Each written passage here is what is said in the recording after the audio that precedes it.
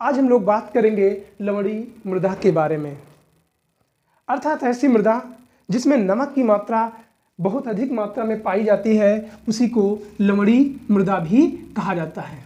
एक प्रश्न पूछा जाता है कि किस मृदा में नमक की मात्रा सर्वाधिक पाई जाती है, तो वो है लवणीय मृदा में नमक की मात्रा बहुत अधिक मात्रा में पाई जाती है। क्योंकि यह मृदा पूरे भारत में अलग अलग क्षेत्रों में कम मात्रा में पाई जाती है और इसीलिए इससे कई नामों से भी जाना जाता है। इसी मृदा को रेह भी कहा जाता है। क्या कहा जाता है? रेह।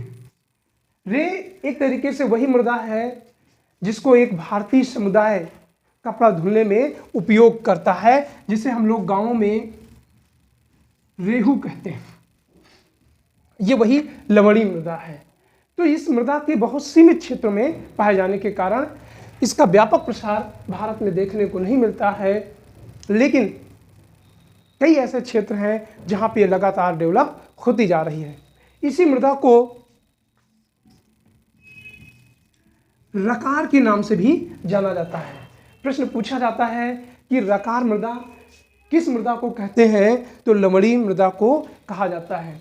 इसके साथ साथ इसे कार्ल के नाम से भी जाना जाता है, इसी को कल्लन मृदा के नाम से भी जाना जाता है और इसी को ऊषर मृदा के नाम से जाना जाता है और इसी मृदा को शाहपेन के नाम से भी जाना जाता है। तो लवणीय मृदा को के कई नाम हैं, क्योंकि भारत में अलग अलग बोली भाषा के कारण इन्हें अलग अलग क्षेत्रों में अलग अलग नाम से भी जाना जाता है। इस मृदा में सोडियम और पोटेशियम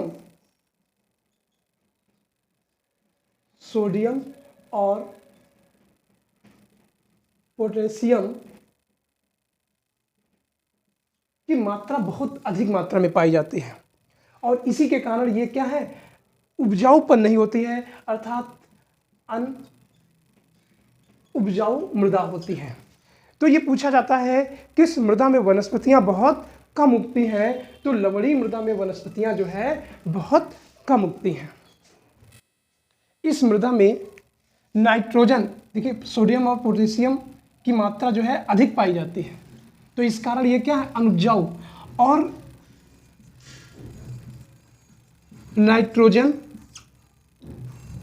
की मात्रा कम पाई जाती है और इसी कारण ये अनुपजाऊ भी है।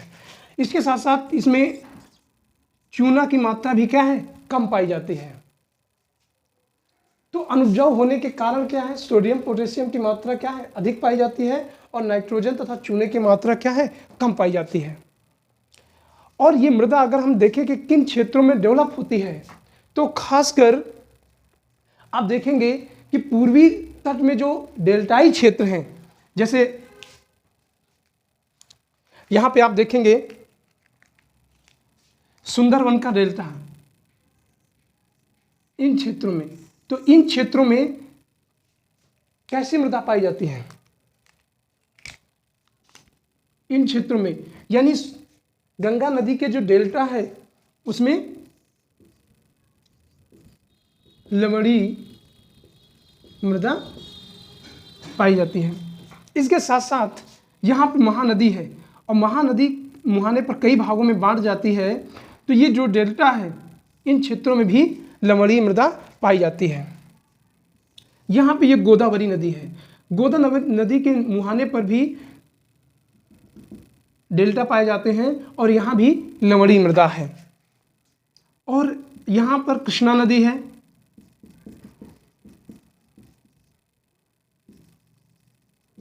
तो कृष्णा नदी के मुहाने पर भी डेल्टा है, तो यहाँ भी लवणीय मृदा पाई जाती है। ये कावेरी नदी है, कावेरी नदी भी मुहाने में कई भागों में बढ़ जाती है और यहाँ पे डेल्टा है।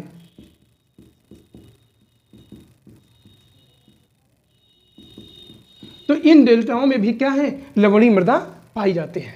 इसके साथ साथ बड़ी मात्रा में पंजाब में डेवलप हो रही है लवणीय मृदा। अब पंजाब में क्यों लवणीय मृदा बहुत अधिक डेवलप हो रही है और इसी कारण एक चिंता का विषय बनता जा रहा है। उसके कई कारण हैं, क्योंकि पंजाब में कई नहरों की संख्या बहुत ज़्यादा है और नहरें इतनी ज़्यादा बना दी गई हैं कि किसानों ने अति सिंचाई करना शुरू कर दिया, यानी बहुत अधिक सिंचाई करना शुरू कर दिया। तो सिंचाई करने के बाद पानी की मात्रा जब केशवत्व नली की भांति जब ऊपर आता है तो नीचे के जो नमकीन तत्व मृदा में होते हैं वो घुल जाते हैं और पानी के साथ वो क्या है, ऊपर धरातल पर आ जाते हैं। इसलिए पंजाब क्षेत्र में भी, इस क्षेत्र में भी लवणी मृदा बहुत ज़्यादा विकसित हो रही है। कारण क्या है, यहाँ पर अत्यधिक सिंचाई हो रही है। हरियाणा में भी इस क्षेत्र में डेवलप हो रही है, यानी बढ़ती जा रही है लवणी मृदा। इसके साथ साथ गुजरात के कच्छ के रण में भी, कच्छ के रण में भी बड़ी मात्रा में लवणी मृदा पाई जाती है। अब यहाँ पे लवणी मृदा कैसे विकसित हुई, जैसे ये अरब सागर है,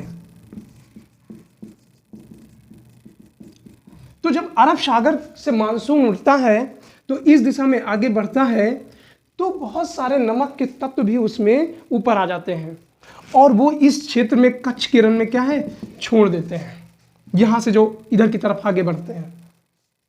और जब यहाँ पे छोड़ देते हैं तो कच्छ के रण में एक बड़ा सा मैदान आपको दिखाई पड़ेगा, जो चांदनी रात में ऐसा लगता है जैसे मानो पूरे मैदान में चांदनी बिखेर दी गई हो। तो कच्छ के रण में भी लवणी मृदा क्या है, पाई जाती है। राजस्थान के भी कुछ क्षेत्रों में लवणी मृदा पाई जाती है। अत्यधिक सिंचाई के कारण लगातार लवणी मृदा बढ़ रही है, तो इस समस्या से निपटने के लिए खेतों में जिप्सम डाला जाता है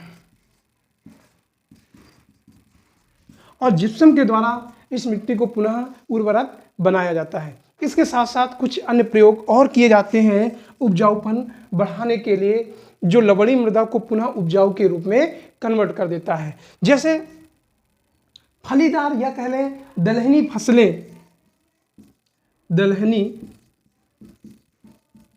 फसलें उगाई जाती हैं। दरअसल में दलहनी फसलों में की जड़ों में एक गांठ पाई जाती है, फसलों में जड़ों में गांठ पाई जाती है और इस गांठ में होता है राइजोबियम बैक्टीरिया। और यही राइजोबियम बैक्टीरिया जो है नाइट्रोजन गैस को नाइट्रेट में क्या कर देता है, बदल देता है, और वही नाइट्रेट क्या है, पौधों के उर्वरक के लिए काम करता है। तो ज़्यादातर जो दलहनी फसलें हैं उनकी जड़ों में गांठ पाई जाती है और गांठ में कौन सा होता है, राइजोबियम। इसके साथ साथ कुछ अन्य फसलें भी उगाई जाती हैं, जैसे बरसीम भी उगाकर लवणी मृदा को कमजोर करके उनको उपजाऊपन के लिए बनाया जाता है। इसके साथ साथ आंवला के वृक्ष लगाए जाते हैं।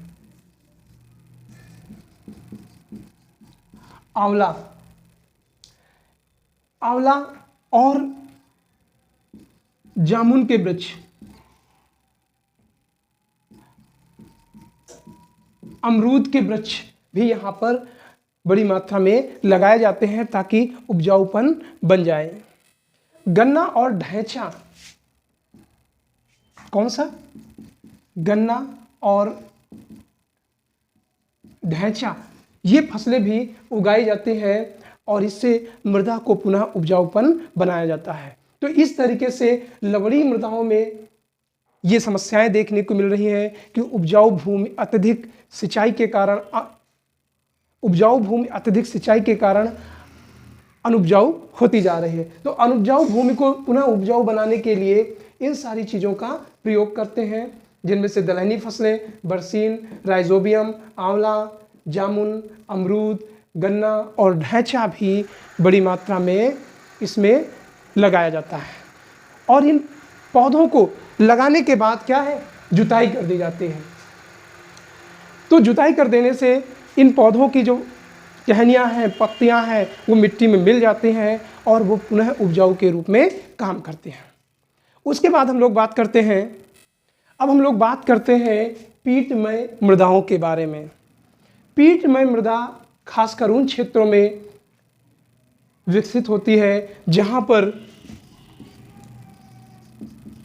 भारी वर्षा और वनस्पतियों की संख्या क्या होती है? वनस्पतियों की संख्या बहुत अधिक होती है। तो वनस्पतियों के पेड़ पौधों की टहनियों को जब टूट के उन मिट्टी में मिल जाती हैं तो एक मृदा का डेवलपमेंट होता है, उसी को पीटमय मृदा कहते हैं। अर्थात इस मृदा में ह्यूमस की मात्रा बहुत अधिक होती है। तो प्रश्न पूछा जाता है किस मृदा में ह्यूमस की मात्रा सबसे अधिक होती है? तो पीटमय मृदा में। अब समझेंगे ह्यूमस क्या है। ह्यूमस एक तरीके से पेड़ पौधे पत्तियों का सड़ा गला अंश होता है। तो पीटमय मृदाओं में ह्यूमस की मात्रा बहुत अधिक होती है। अर्थात ये भी कह सकते हैं कि पीटमय मृदाओं में 40% तक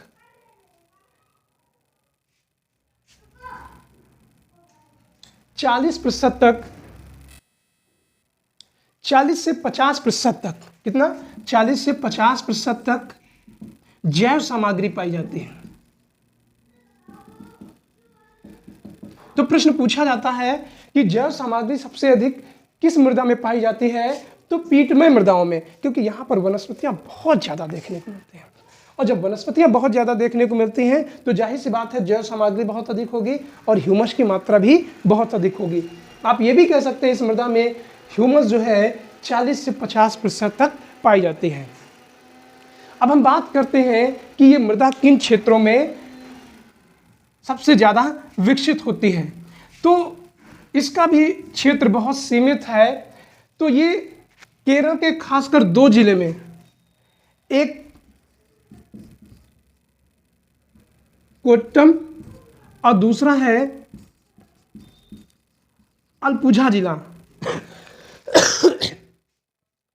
तो केरल के इन दोनों जिलों में, कोट्टम और अलपुझा जिले में पीटमय मृदा बहुत बड़ी मात्रा में पाई जाती है। इसके साथ साथ पश्चिम बंगाल में जो सुंदरवन का डेल्टा है, पेड़ पौधे हैं, तो यहाँ भी क्या है? पीटमय मृदा पाई जाती है। इसके साथ साथ बिहार का जो उत्तरी क्षेत्र है, चंपारण वगैरह जिला का ये क्षेत्र, यहाँ भी बड़ी मात्रा में पीटमय मृदा पाई जाती है। तो इनके बहुत विस्तृत क्षेत्र नहीं है। कुछ जिले जहाँ पर पेड़ पौधों की संख्या बहुत अधिक है वहाँ पर ये वनस्पतियाँ पाई जाती हैं। इसके साथ साथ उत्तराखंड के, दक्षिणी उत्तराखंड के इस क्षेत्र में भी पीटमय मृदा पाई जाती है। तो पीटमय मृदा जो है खासकर ये केरल के लिए जाना जाता है। केरल में 2 जिले हैं, कोट्टम, अलपुझा, और पश्चिम बंगाल के सुंदरवन डेल्टा में, और उत्तराखंड के दक्षिणी भाग यानी जो उत्तर प्रदेश से मिलता जुलता है। इसके साथ साथ बिहार क्षेत्र में जो तराई बेल्ट है वहाँ पर भी ये पीटमय मृदा पाई जाती है। इसके साथ साथ कुछ क्षेत्रों में उड़ीसा में भी पाई जाती है और तमिलनाडु में भी पाई जाती है। तो बहुत ज़्यादा क्षेत्र नहीं है, लेकिन उन क्षेत्रों में जहाँ पर पेड़ पौधों की बहुत अधिक संख्या है और इसी कारण ये पीटमय मृदा उन्हीं क्षेत्रों में डेवलप होती है। अब हम बात करते हैं वन मृदा के बारे में। तो वन मृदा खासकर उन क्षेत्रों में डेवलप होती है जहाँ पर पर्याप्त मात्रा में वर्षा होती है, और ये पहाड़ी क्षेत्र जितना भी है वो वन मृदा के रूप में जानी जाती है। तो पहाड़ी क्षेत्रों में वन मृदाओं में आप देखेंगे ये लद्दाख है, लद्दाख खा है। लद्दाख तो पहला क्षेत्र है, लद्दाख वाले क्षेत्र में बड़ी मात्रा में पाई जाती है। जम्मू एंड कश्मीर में, जम्मू एंड कश्मीर में, फिर हिमाचल प्रदेश में,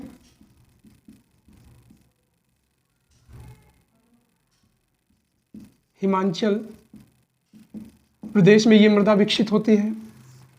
इसके साथ साथ उत्तराखंड में भी ये मृदा इस क्षेत्र में भी डेवलप होती है। ये पूरा लद्दाख, जम्मू कश्मीर, सिक्किम,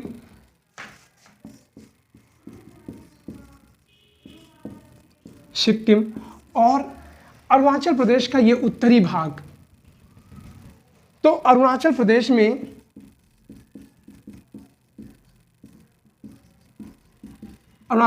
में भी ये मृदा जो है विकसित होती है। तो कहाँ कहाँ पर प्रश्न पूछा जाता है कि वन मृदाएं कहाँ पर पाई जाती हैं?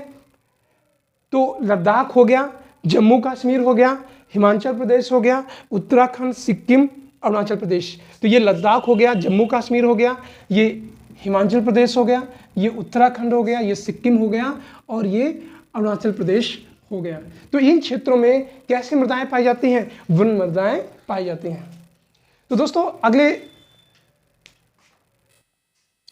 दोस्तों मृदा पौधों अर्थात वनस्पतियों के लिए बहुत आवश्यक है।